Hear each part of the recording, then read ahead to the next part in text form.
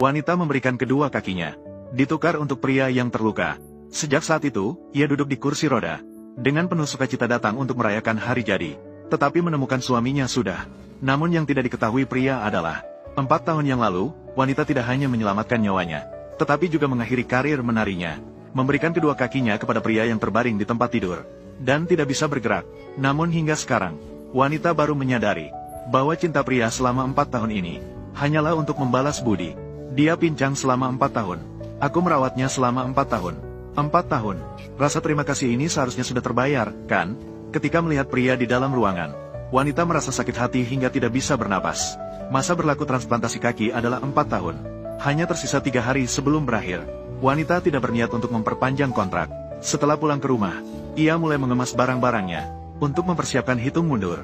Bahkan memesan tiket pesawat untuk 3 hari ke depan. Ia tidak memberitahu siapapun. Hanya ingin pergi diam-diam. Karena tidak ada yang percaya. Di mata orang lain, dia selalu menjadi suami teladan. Namun, dia adalah orang yang sudah mengkhianatinya sejak lama. Pria itu selalu menunjukkan perhatian kepada istrinya. Untuk menyenangkan wanita, dia bahkan memesan khusus sebuah kalung berlian. Istri tidak merasa terkejut. Sebaliknya, dia sangat curiga. Karena 5 tahun yang lalu, dia merancang sebuah kalung khusus untuk pacarnya. Di balik kalung itu, ada sebuah kisah cinta yang setia. Seperti permata. Ini baru. Namun, karena bahan sebelumnya sudah tidak layak lagi, kamu, dan dibuat khusus untuknya. Pria itu menatap wanita dengan tatapan lembut. Menatap wanita. Namun, wanita hanya melihat kepura-puraan. Kamu pernah berkata bahwa kekerasan dan kemurnian berlian melambangkan kesucian dan kesetiaan cinta. Seperti cinta kita, yang tulus dan tak tergoyahkan. Benarkah?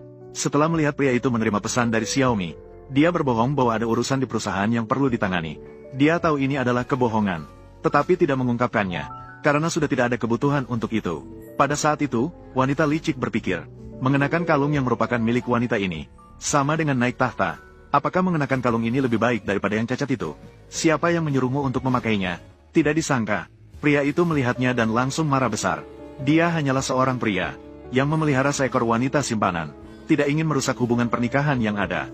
Karena dia ingin di depan publik menjaga citra yang baik. Wanita licik berpura-pura tunduk pada pria. Sebenarnya dia tidak menyerah. Tekad untuk menggantikan wanita. Tengah malam bahkan menggunakan ponsel pria. Mengirim pesan kepada wanita. Meskipun sudah melihat wajah asli pria. Tetapi saat melihat foto itu, serangan asma kembali tidak bisa dikendalikan. Ketika pria itu tiba di rumah sakit, menamparkan dirinya sendiri dengan gila. Menunjukkan penyesalan karena terlalu sibuk bekerja. Dan mengabaikan wanita. Tetapi bekas lipstik di leher seketika membuat wanita merasa jijik. Setibanya di rumah, dia semakin perhatian.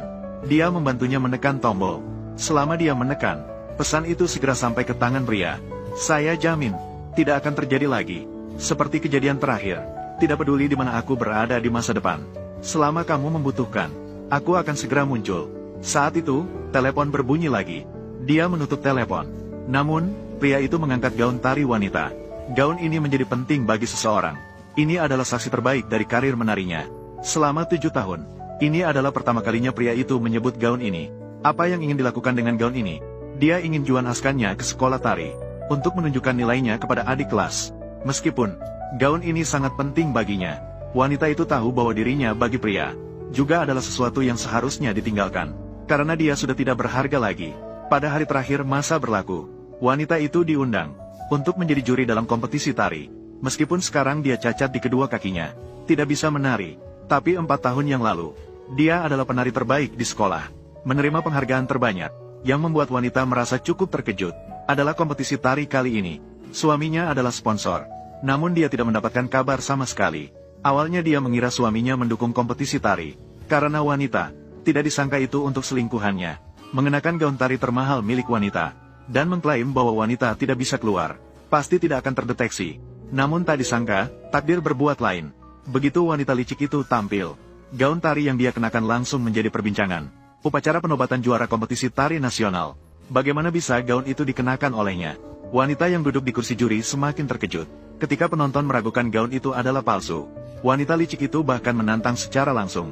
Gaun dan saku tidak palsu, tapi adalah gaun bintang yang asli. Gaun bintang itu adalah hadiah dari pacar saya. Jika tidak percaya, lihatlah.